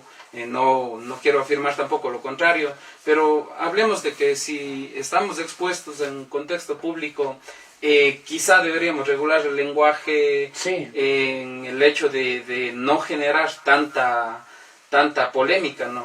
Que obviamente usted con su figura, con su frontalidad, lo está haciendo ahora mismo, ¿no? Sí, tener bueno, en ese sentido la tolerancia es bastante... Ajá, yo creo que el manejo preciso más bien del lenguaje, ¿no? A veces creo que sí debemos escoger las palabras, el tono, incluso el contexto en el que se dice este tipo de afirmaciones, ¿no? Bueno, ante las opiniones que... Con mucho respeto lo estamos haciendo, ¿no? Que tanto usted, Marco, como Diego me están formulando, yo de la manera más objetiva como procuro ser y decir las cosas, debo comentar solamente esto. Puede ser que la frontalidad produzca una serie de reacciones. He dicho ya que las personas controversiales pueden provocar un ejército de detractores y también un ejército de defensores, de fanáticos. Obviamente las personas controversiales podemos provocar eso, yo diría. Pero yo pienso que todo lo que digo, lo digo con altura. Yo nunca bajo a la vulgaridad ni la ramplonería, eso ya es otra cosa. Y me parece que las respuestas también deberían ser en el mismo plano de altura que yo las he prodigado. Que yo tenga un lenguaje demasiado frontal y directo, que yo pueda hablar con ataraxia y firmeza como siempre lo hago, no debe provocar que me amenacen de muerte o que me amenacen con agresiones físicas, porque no estamos en la ley de la selva, de ninguna manera. ¿Cómo puede ser posible que porque yo sea duro en decir, señores, esto es una infamia, la familia del señor Solís me amenace a agredirme físicamente? ¿Cómo ha de ser posible esto? Esto le deja muy mal incluso al autor, porque si el señor Toñito Metralleta Solís ha querido defender al tío, le ha jodido. Y peor, si el tío a mis espaldas le dijo, sobrino, defiéndeme. Entonces, eso lo detectará la fiscalía, ya está denunciado. Pero yo quiero sí referirme a que hay maneras de confrontar. Y mi manera no ha sido ramplona. Porque esto yo aceptaría si yo en la plaza, como mindala de mercado, le hubiera dicho al señor Solís las cosas. Y eso no he hecho, para que reciba una respuesta de mindala de mercado de parte del señor Juan Antonio Solís González, sobrino del señor Juan Solís Muñoz. Entonces, no quiero polemizar, solo quiero advertir públicamente que como mi integridad física está en peligro, he denunciado a la fiscalía y he pedido medidas de protección, porque yo no vivo en Azogues, yo vivo en Cuenca. Y debido a que tengo cosas pendientes en Azogues, como la publicación de mi libro del Bicentenario de la Independencia de Azogues, atropellado vilmente por Edgar Palomeque Cantos en la Casa de la Cultura, tengo que seguir viniendo a esta ciudad ilustre de Azogues y no quisiera que en mis viajes aún pendientes a esta urbe de pronto me asesinen o me peguen por estas amenazas que han circulado en la internet y que por suerte ya conoce la fiscalía. Entonces, si quiero advertir, coram populo, en público, porque también tengo derecho de defenderme y de advertir que yo vivo convencido que vivimos en un país civilizado y no en la selva. Entonces, no quiero yo tener quizás que lamentar cosas que serían muy graves, porque nadie tiene derecho a recurrir al argumentum baculinum, o el argumento de la vara y de la fuerza bruta para resolver problemas de altura como los que yo estoy provocando con estos debates intelectuales. Obviamente desde la cinta de Moebius rechazamos todo acto de violencia, toda palabra mal direccionada, todo intento de amenaza, invitamos de la misma manera a la ciudadanía que tomemos estos temas con la altura del caso, ¿no? Con objetividad, reconociendo los errores que se han dado, buscando soluciones, y esperemos que este problema que nos comenta Diego se resuelva de la mejor manera, porque al final yo creo que la tranquilidad tanto de usted como de la otra parte es lo que prima, ¿no? Lo que nos permite incluso continuar con nuestras actividades, ¿no? Y que estos roces que bueno, desde mi punto de vista son cosas que quizá una reacción natural desproporcionada, también motivada quizá por la falta de seriedad que caracteriza las redes sociales, ¿no? Porque las redes sociales es un espacio, digamos, más libre, más libre, no es un espacio serio, digamos. Entonces esperemos que esto se resuelva de la mejor manera, Diego, invitando al diálogo y que estos roces, sobre todo considerando que usted está trabajando aún en una obra que está inconclusa, según sabía, y no se ha publicado todavía, esperemos ya poder ver el fruto de su extenso trabajo sobre la misma ciudad de Azogues, ¿no? Exacto. Yo quiero decir que ante todo soy un hombre de paz, yo nunca he sido un hombre de violencia para nada, por lo tanto este tipo de respuestas las rechazo y no son las que se deben provocar frente a mi labor intelectual de ser un crítico cultural y un historiador que defiende la historia. Y yo espero justamente que por ventaja me he enterado que el doctor Edgar Palomeque Cantos desistió de su intento de reelección y no ha inscrito su candidatura para la reelección. Entonces habrá un nuevo directorio en la Casa de la Cultura el 21 de agosto. Sé que hay 3 listas que están inscritas y en pos de encontrar el aura popular y el favor popular de los miembros del RUAG y de la Casa de la Cultura para dirigir la institución. Por lo tanto, desde el 21 de agosto habrán vientos nuevos.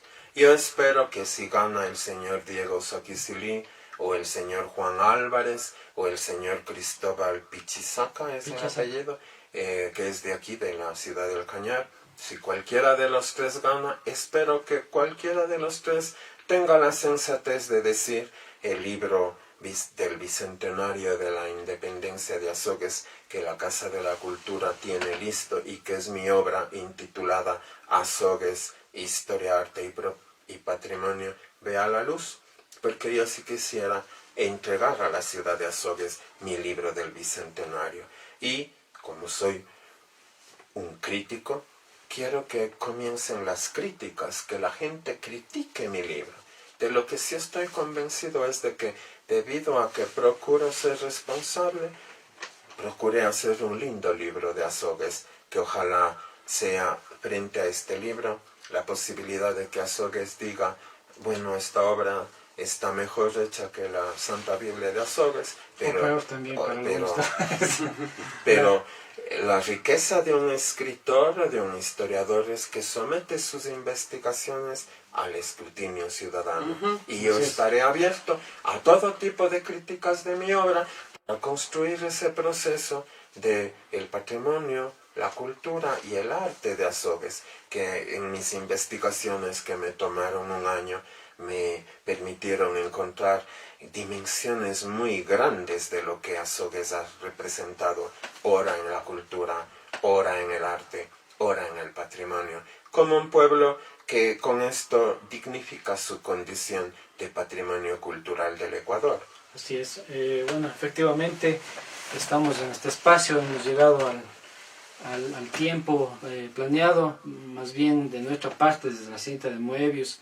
Esperamos haber, con todos estos criterios, con este conversatorio, poder haber encontrado el acercamiento a la objetividad y también pues las disculpas a toda la gente en este espacio en el que estamos compartiendo por tal vez algunos términos que hemos hablado. Estos espacios son bastante complejos también, el tema mismo es bastante complejo, sin embargo creo que hemos resaltado la importancia del ser humano y también hemos procurado darle un nuevo enfoque, ¿no? a la obra que ha generado controversia, Estamos contentos porque estamos seguros de que Diego, todo este proceso por el que está atravesando su obra, a través de su crítica, la obra, perdón, de los 18 autores, mediante su crítica, yo creo que nos va a llevar a un futuro de un mejor trabajo, de mejores propuestas, de trabajos más rigurosos, de una construcción más elaborada de las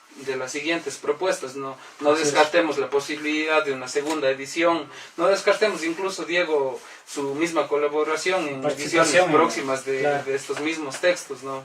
Así es. Bueno, como yo he dicho ya en otras entrevistas, de los males se sacan bienes, dice el refrán popular de nuestra hermosa lengua de Castilla, y también creo que las lectio vitae o lecciones de la vida las debemos aprender a nivel individual y colectivo. Esto no es más que una lección de vida para la Municipalidad de Azogues. La próxima vez que se haga algo así magnificente y majestático, habrá que hacerlo bien, o mejor que lo que ahora se hizo. Eso es lo que debería provocar este tipo de debates. Además, yo destaco, y disculpa que te interrumpa, Diego, que haya habido ese afán de producir una obra de esta magnitud, ¿no? Yo creo que al final la novatada en todos los aspectos de la producción se termina pagando de alguna manera, y los beneficiados serán luego los otros cantones, ¿no? Que no se arriesgaron de la manera que sí lo hizo el Cantón Azogues, que sí lo hizo la Alcaldía de Azogues, y se verán beneficiados de todo este análisis, de todo este proceso, ¿no? Gracias en parte a que sí sucedió de parte de Azogues esta iniciativa, ¿no? Exactamente. Sí, es bastante rescatable. Al final es rescatable, ¿no? Y no, pues yo, como digo, siempre estamos en un saludo a todos los que formaron parte de este proceso, todos los que han estado en ese equipo. No es fácil hacer este producto, se necesita bastante empeño y la voluntad política. Y la voluntad política, en este caso del alcalde, está y se lo ha realizado. Y creo que con fe de ratas ya se soluciona. Agradecemos a toda la gente que nos ha acompañado. En el próximo programa ya vamos a empezar lo que son las subastas de obras de arte, y ya una de las obras que tenemos aquí, no alcanzó el tiempo, pero ya en el próximo programa vamos a hablar de qué se trata, la técnica, de cuál es la concepción del artista, así como también tenemos artesanía. Es una colaboración de dos artesanos, ¿no? Les anticipamos un poco esa información. Son dos artesanos, diferentes técnicas, un proceso bastante riguroso en la elaboración de este producto. Y la simbología mismo, que representa la simbología cañari aquí, y el concepto también, comento Diego, y que mucha gente digamos ya en los cerros, para subir a las montañas, tienen que tomar para el aire el puro, el trago, pero tiene mayor efectividad si se lo hacen el cacho de toro. Un cachito de toro. Entonces tiene bastante simbología, y esto vamos a estar ya en el próximo programa, vamos a estar ya entrando en subastas a muy, muy buenos precios, con la intención de que los artistas ya puedan... Y de motivar también, ¿no? El arte, ¿no, Diego? El arte. Tú como crítico de arte conocerás el duro proceso de formación, sobre todo, ¿no? Porque cuando un artista, digamos, ya alcanza a descubrirse en su identidad artística, si se podría decir, su técnica, pero tras de esa técnica hay un proceso de fallo, búsqueda, perfeccionamiento de técnica, un trabajo, digamos, artesanal antes de llegar ya a una producción propiamente artística, que requiere años de formación, ¿no? ¿Cuál es su apreciación de esta obra que estaremos subastando? Así brevemente y... Bueno, usted, la parte positiva y con buena voluntad. Lo bueno y lo malo. Antes de ir un poco, les comento que esta obra tiene también la figura, digamos, esta silueta de Mama Jinchung, y que podemos ver que en las montañas, a través de las piedras, en cierto tipo de ángulo, podemos ver la figura de un rostro, y esos son los apus, los apus que se mencionan que tienen los cerros. Y aquí pues el autor, quiero ir más allá, tienen estas figuras, los rostros que van a estar aquí en los lados, ¿sí? Podemos encontrar aquí, están las siluetas de los perfiles, y también podemos ver aquí, yo estoy descifrando cómo estamos viendo, unas siluetas que es del Tucumán. Es como ya el autor lo estaba diciendo, es la obra que no conclusa. Entonces están aquí, bueno, algún momento podemos indicar de manera más clara con las cámaras, pero están aquí el Tucumán, pero son las sombras de los que estaban danzando, no está concluido. Y estas siluetas están danzando aquí, y el Tucumán, que representa los arcoíris de alguna forma, que también vino de la parte española, está aquí mezclada hasta encontrarnos acá con la parte principal, que puede ser la Pachamama, que puede ser la Gaia, que puede ser esta figura, esta cosmovisión encontrada aquí en este cuadro que está en espátula sobre madera. Entonces yo, bueno, podría dar una breve percepción de lo que conversábamos, pero ya vamos a generar ya el certificado de autenticidad, donde que el autor pues detallará todas las obras, y también pues de alguna forma eso es lo que intentamos hacer, que se vendan estas obras y también esta artesanía. Brevemente, no sé, su criterio así, de alguna forma rápida, Diego, los dos Diegos que estamos aquí. Bueno, a mí como crítico de arte me parece que este es un bonito ejemplo de experticia pictórica en el autor. Me suelo fijar mucho que cuando un artista plástico maneja las texturas, hay un proceso de experticia en la creación artística frente a lo matérico, a los materiales. Esta es una obra neofigurativa, obviamente tiene campos abstractos sobre los cuales se puede encontrar una simbología. Entonces me parece que también el simbolismo de esta obra, con las explicaciones que usted ha dado, hacen concebir que hubo una buena idea conceptual para implementar esta idea artística de este artista, que en realidad se nota que no es un principiante, ha llegado ya a tener un proceso interesante de creación artística, y por la forma como usted, Marco, ha explicado las motivaciones que ha tenido este artista plástico, yo diría que él debe ser propietario de un infinito universo de motivaciones pictóricas que solamente a nosotros como críticos de arte nos permite descubrir en un artista que contiene un amplio espectro de un rico mundo interior. Y eso es importante porque ahí está la sensibilidad, el sensus artis o sentido artístico que un pintor muestra en su proceso de creación. Felicitaciones al señor, y una obra que además recupera todo un concepto cultural de la cultura cañari, que es también lo más interesante que puedo ver yo así, a grosso modo, dentro de esta propuesta plástica. Muchas gracias por su apreciación. Creo que, como usted menciona, la experticia del artista, pero bueno, también usted tiene esa capacidad de poder discernir la obra, de concebirla bajo su concepto, un criterio más profesional. Y pues bueno, para eso está el arte, para poder navegar en el mundo del artista. Y esta hora pues vamos a estar subastándola, estén atentos, síganos en los próximos programas del artista. De un reconocido artista cañarejo, Marcelo Padilla, que estaba aquí hace unos minutos acompañándonos. Esperamos ya tenerlo en los próximos programas. Con la subasta, no olviden seguirnos, denle like a la página. Las próximas transmisiones tendremos más artistas. Diego, encantados de tenerte esta noche con nosotros. Muchas gracias por aceptar la invitación. Un saludo de despedida a la gente que seguramente te está mirando con controversia, con inquietudes. Sí. Me parece súper interesante, y yo te agradezco de mi parte que despiertes de estos sentimientos en la población, ¿no? Porque yo creo que en esto de las producciones, sobre todo literarias y en asuntos históricos, la gente quizá no profundiza mucho, no es interés de tomárselo más en serio la producción, y yo creo que tú estás despertando ese interés a la gente, ¿no? Y quizá la gente lo va a coger con mayor criterio, con más dedicación, va a leer, va a releer los artículos, y eso también es un efecto positivo que está generando este asunto, ¿no? Sí, las palabras de despedida. ¿Cuál sería tu mensaje final, Diego? Toda la gente que nos sigue. Yo a ustedes dos les agradezco por la invitación.